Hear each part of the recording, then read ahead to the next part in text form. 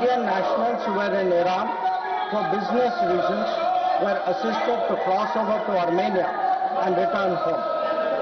The embassy in Tehran remains fully operational, in fact, on the highest alert. They are totally committed to supporting the Indian community in this difficult moment and in assisting Indian nationals who may wish to cross international borders.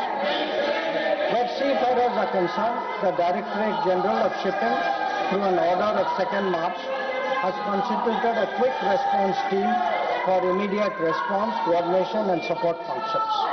This too will function on a 24/7 basis. Honorable Chairman, sir, I would like to inform the House through you that every Indian embassy in the region has similarly issued advisories.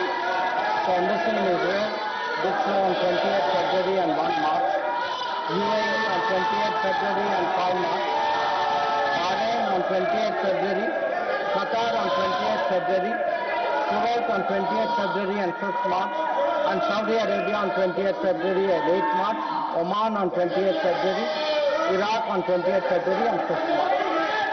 MEA has set up a dedicated special control room to monitor the situation and respond to queries from those. I will come back to let him complete his statement.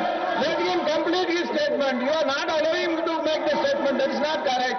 Gargaji, that is not correct. I allowed you to speak. Let him complete the statement. I will come back to you. Let him complete the statement. Please. The MEA's latest update on this was issued on 7th of March. Honorable Chairman, sir, our diplomats have also worked hard to assist stranded transit passengers in hubs like Dubai, Doha and Abu Dhabi. They have facilitated international border crossings for Indian nationals, including from UAE to Oman and from Qatar, Kuwait and Bahrain to Saudi Arabia. Wherever there has been a partial opening of airspace, we have approved and undertaken commercial flights, including non-scheduled flights, to enable the return of Indian passengers. Our estimate is that as of yesterday, almost 67,000 of our nationals have done so. Sir, I also saw, today I was informed of a handout information put out by the Ministry of Civil Aviation, and this tells us of the efforts government is making. Yesterday there were 15 inbound flights operated by Indian carriers which arrived in India, on the 7th. On the 8th there were 49 flights and on the 9th there are 50 flights. So I want to assure the House that every effort is being made that those who are stuck in the region, those who are transit passengers who are there, those who need to come back urgently from this region, we are making every effort for them to do so. Chairman, sir, throughout this period, government maintained close contact with relevant countries. Honorable Prime Minister himself has spoken to the President of UAE, the Amir of Qatar, the Crown Prince of Saudi Arabia, the Crown Prince of Kuwait, the King of Bahrain, the Sultan of Oman, the King of Jordan, and the Prime Minister of Israel. In each case, we received assurances that the well-being of the Indian community would be a priority for the host government. I have similarly been in close touch with my counterparts in these countries. Insofar as the United States is concerned, we have maintained regular contacts through diplomatic channels. While attempts have been made, contacts with Iran at the leadership level are obviously difficult at this time. I have, however, spoken to Foreign Minister Arakchi on 28th February and 5 March 2026. We will continue these high-level conversations in the coming days.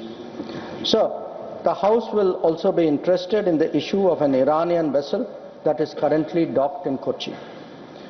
The Iranian side had requested permission on 28th February for 3 ships in the region to dock at our ports.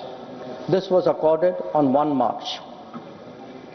IRIS Lavan actually docked on 4th March in Kochi. The crew is currently in Indian naval facilities. We believe that this was the right thing to do, and the Iranian foreign minister has expressed his country's thanks for this humane gesture. Honorable Chairman, sir, in view of the implications of this conflict for our energy security, I also seek to address that particular concern. Government remains committed to ensuring that fully taking into account availability, costs and risks of the energy markets. For us, the interests of the Indian consumer has and will always be the overriding priority. Where required, Indian diplomacy has supported the endeavors of our energy enterprises in this volatile situation. Honorable Chairman, sir, let me conclude by highlighting the three guiding factors of our approach. 1. India is in favor of peace and urges a return to dialogue and diplomacy. We advocate de-escalation, restraint and ensuring the safety of civilians. 2. The well-being and security of the Indian community in the region is our priority. We will continue to work with the governments of the region towards that end. And 3.